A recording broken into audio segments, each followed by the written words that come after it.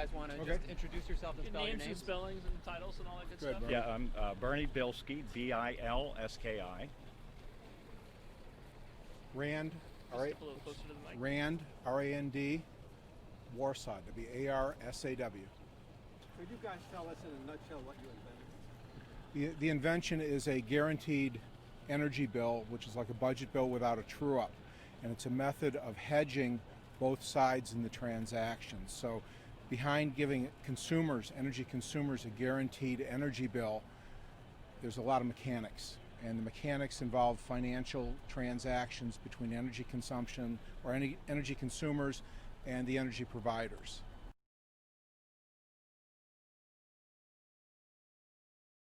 And that's what the invention is in a nutshell. It's a method of generating guaranteed bills for consumers and also protecting energy company earnings. The Bilski case itself is someone applied for a patent on a business method or software, and the patent office rejected it. And now this is that person suing the patent office saying, you have to grant me that patent. This case is about what does it mean to be a patentable process.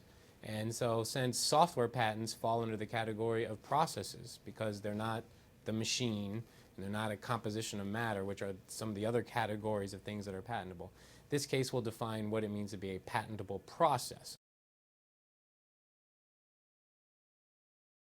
What about Justice Roberts? He said, basically your patent involves people picking up the phone and calling other people. It could be reduced to that level as the certain acts that are performed, but it's much more than that.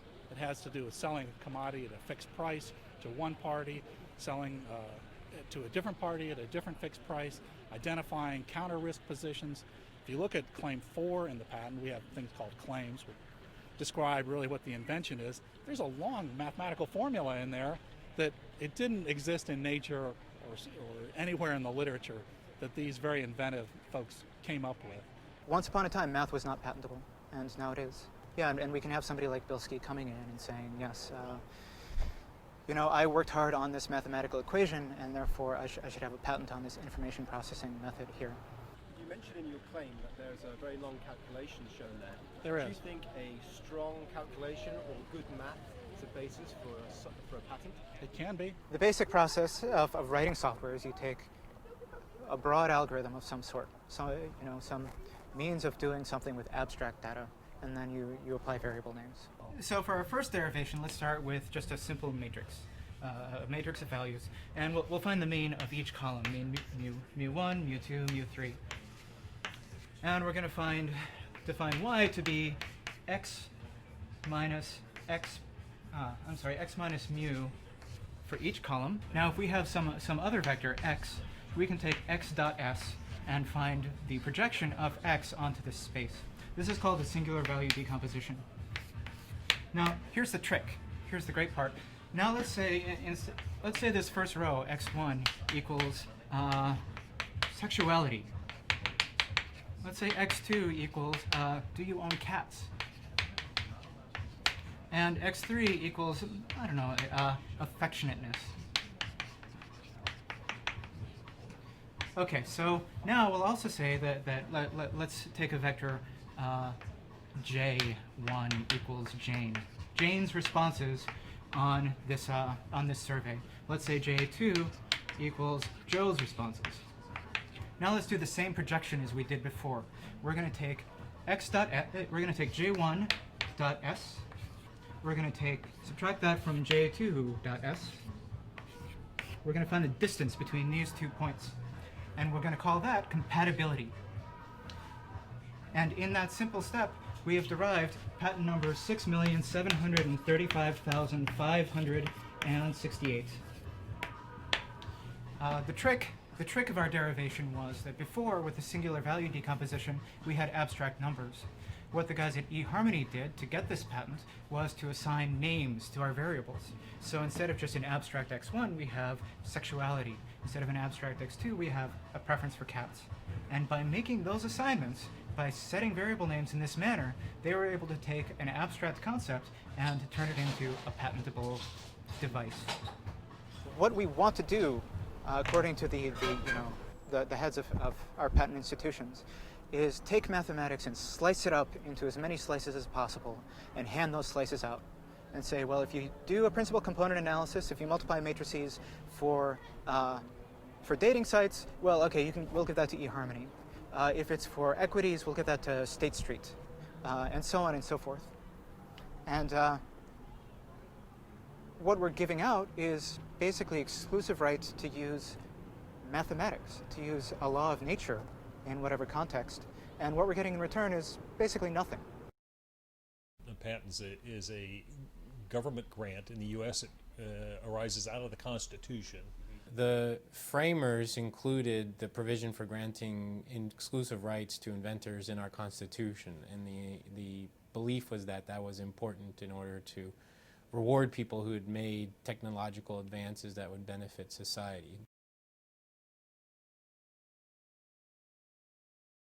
The rights that they are granted are not the rights to do the thing that they invent, but the right to exclude others from doing that thing. So the idea was you have a machine or a thing which is not previously described in any literature and which no skilled mechanic could figure out how to make given what is described in the literature, and for that you get a patent. The basis for determining what is patentable subject matter has continued to evolve over the last 200 years of our national existence. In 1953, the Patent Act was modified by Congress to add the words "or processes" to the word product in describing what could be patented.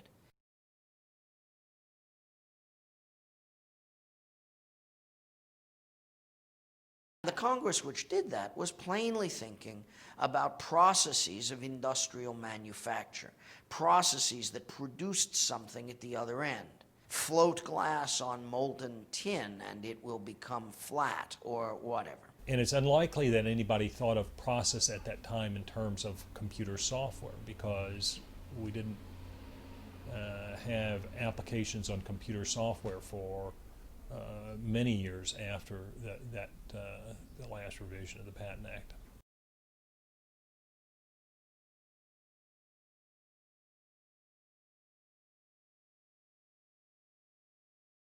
Back in the late 70s, the patent law was interpreted such that you couldn't patent software. It was considered a mathematical algorithm, a law of nature.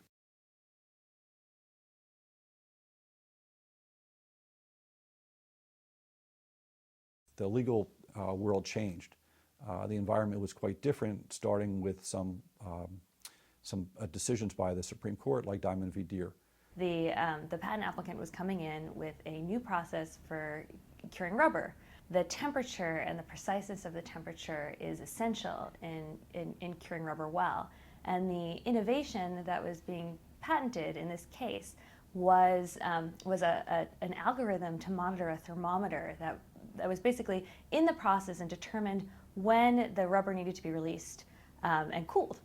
And they said processes for curing rubber are patentable. There's nothing new about that. The fact that they use a computer in implementing it shouldn't change anything.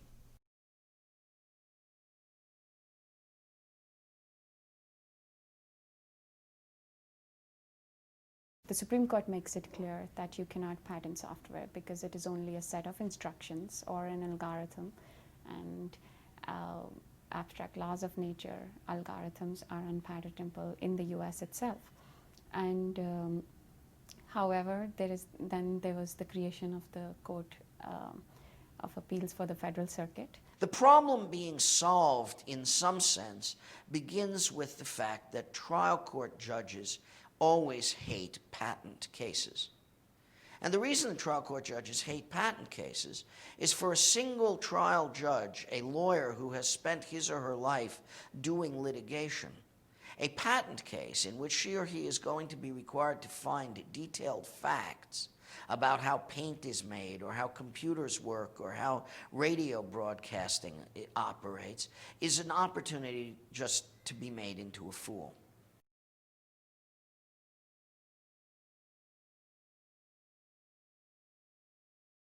Congress is attempting to change the system in which patent cases are litigated But instead of changing who tried patent cases, Congress left the non-specialist district judge in charge of the trial and then created a new court of appeals called the Federal Circuit, whose job it was to hear all appeals from patent cases.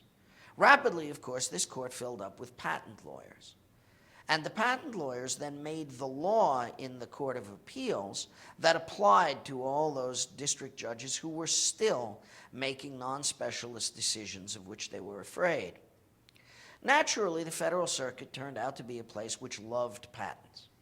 And its chief judge, Giles Ridge, who lived to be very, very old and died in his late 90s, was a man who particularly loved patents on everything. The Federal Circuit Court under Giles Ridge sort of broke Diamond against Deere loose from its original meaning and came to the conclusion that software itself could be patented.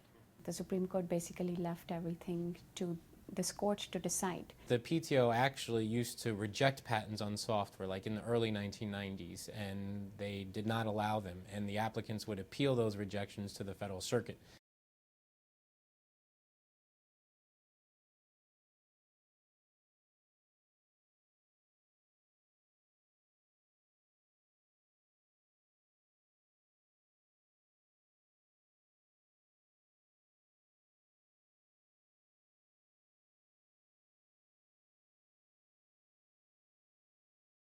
In the world of machines, you showed the patent office the machine, and you got a patent office whose claims were, I claim this machine. In the world of computer software, there was no way of defining what the unit was. I don't claim a program, I claim a technique that any number of programs doing any number of things could possibly use. The consequence of which is that very rapidly we began to build up as real estate that somebody owned and could exclude other people from a whole lot of basic techniques in computer programming. What happened was, starting in the mid-90s, the numbers of patents on software started soaring. And industry attitudes started changing too. So you had Microsoft, which originally didn't deal with software patents very much at all. I guess they got sued in the early 90s by Stack and lost a significant judgment against them. They started patenting. They're going to have their own set of patents, so that if a major patent holder threatens them, they can fire back. Gradually, companies like Oracle were forced to set up patent departments just for defensive reasons. They had to patent their stuff so that they had something to trade with companies that had patents. And so the arsenals start to develop. And by the year 2000, 2001, Microsoft now holds thousands of software patents. Oracle was probably approaching 1,000 software patents. Adobe.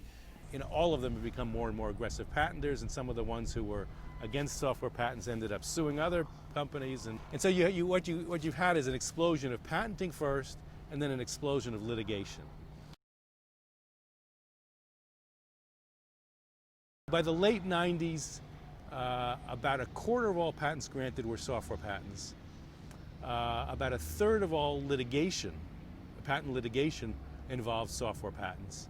About 40% of the cost of litigation is attributable to software patents. And those numbers have been going up. So Charles Freeney invented a kiosk that goes in retail stores. And the idea is you'd come in, you could select the music selection, swipe your credit card, put in a blank 9-track tape, and this is how long ago this patent was, and it would write that music selection onto the tape, and you could go away with it.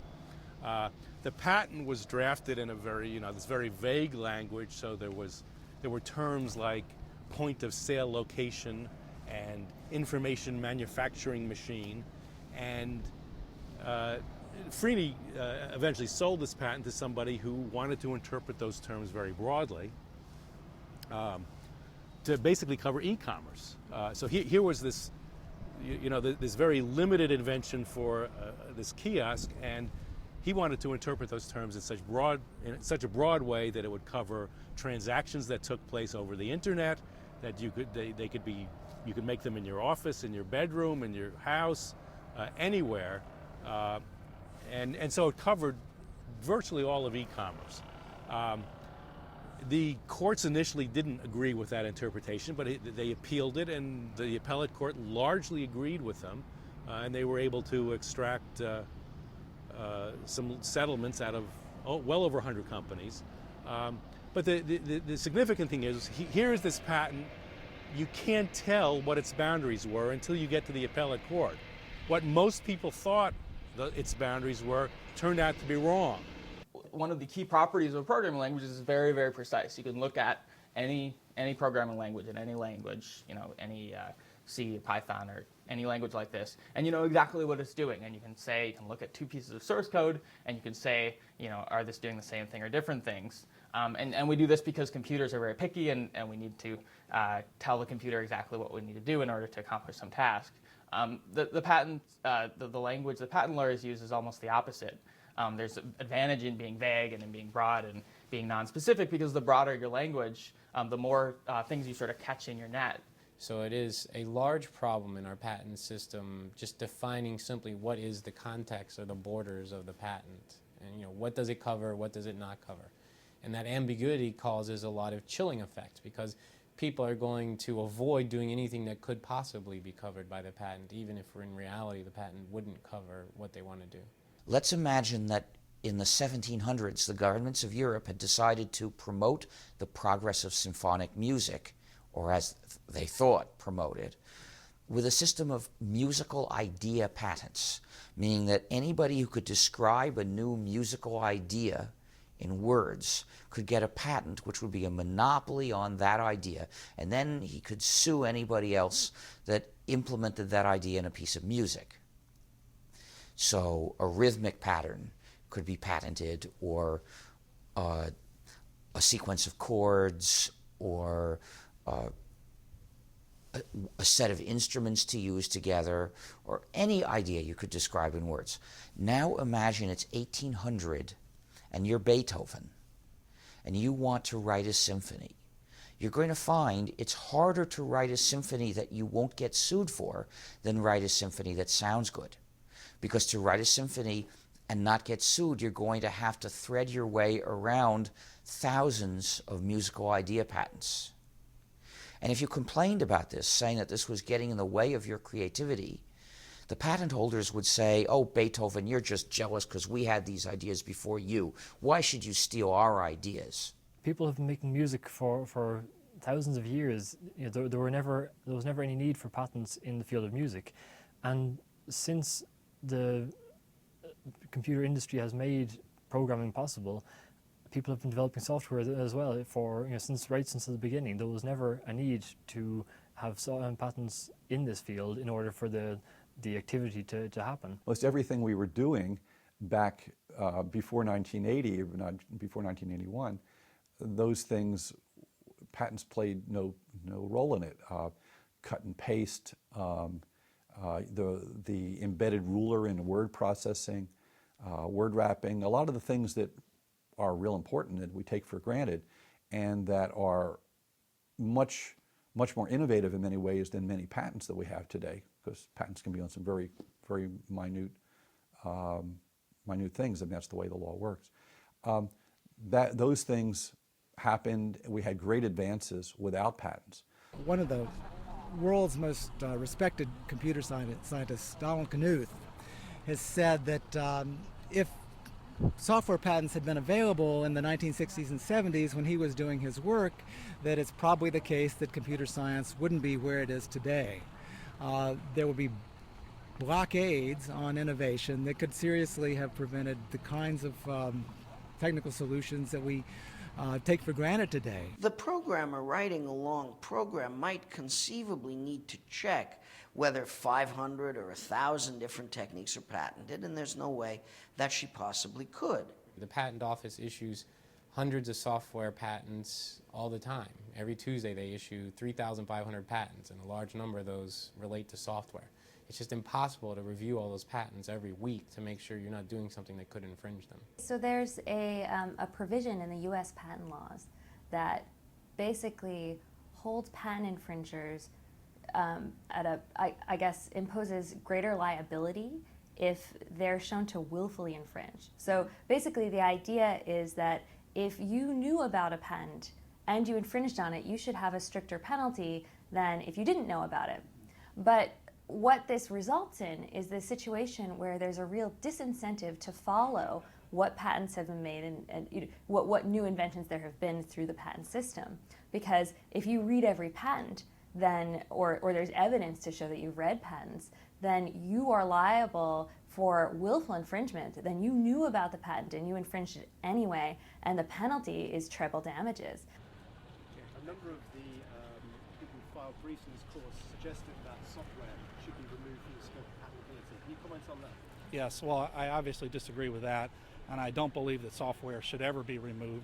It's one of our greatest sources of technical innovation in this country, and to come up with a test that would somehow eliminate software would, I think, be a disaster for the economy. You know, Mike and I estimate that outside of pharmaceuticals and chemicals, the patents sort of are acting like a 10 or 20% tax. You know, so you can think of that, you know, the small developer who's developing something, down the road he's going to have to pay that tax. And you know, every small company I know in software, a few, you know, as long as they've been around a few years and hit the market, somebody is asserting a patent against them. They're running into some potential difficulties. They very frequently feel obligated to get patents themselves for defensive purposes. So all of that activity is a tax. It's something that's not helping them innovate. It's you know, an unnecessary activity. The primary thing we do is an issue tracking system called RT, or Request Tracker. So it's customer service, help desk, bug tracking, network operations, anything where you've got a whole bunch of tasks that need to get kept track of, and you need to know what happened, what didn't happen, who did it, who didn't do it, when. It's kind of like a to-do list on steroids designed for a whole organization. Pretty much everything is open source or free software under one license or another. We will get consulting customers or support customers who add indemnification language to our standard contract or need us to sign theirs, and it says that in the standard legalese it's going to say something like we indemnify and hold them harmless and agree to pay their legal fees and sacrifice our firstborn if something happens and someone discovers that our software is violating a patent, is violating somebody else's patent. It's very, very rarely the case that we end up signing something that has that kind of language in it, but it eats up a lot of legal fees. Look at the innovative people in software, in ICT, and ask, would they be better off if the patent system was abolished? The answer is probably yes. Who's benefiting? Patent lawyers, number one. Number two, you have a small number of so-called trolls who are benefiting, but it's not clear that even most of them are making much money. You're seeing more recently, in the last 4 or 5 years, companies like intellectual ventures and hedge funds who are acquiring large volumes of these trash patents and using them to extract hundreds of millions of dollars from companies. They're benefiting. They may be the biggest beneficiaries. You know, there's a lot of bad press in the last few years about the harm that's caused by software patents, and we think that's had a political influence on the PTO to get them to slow down their issuance and start rejecting them. And that's what's resulted in the Bilski case.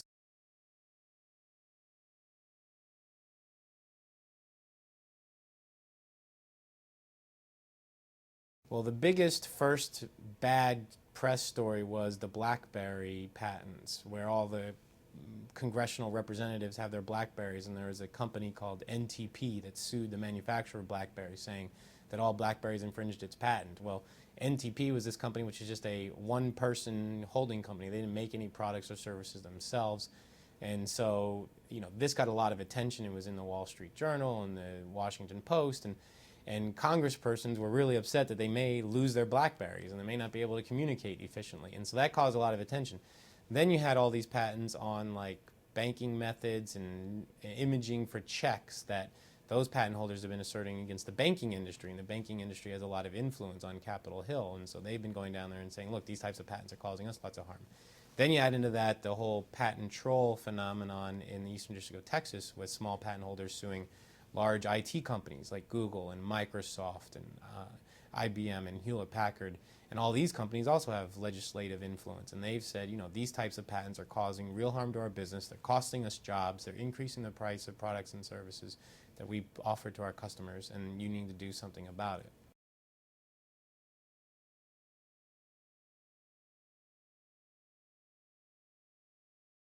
The situation we find ourselves in is that the lower court, the Court of Appeals for the Federal Circuit, is essentially a court for patents, for hearing patent cases.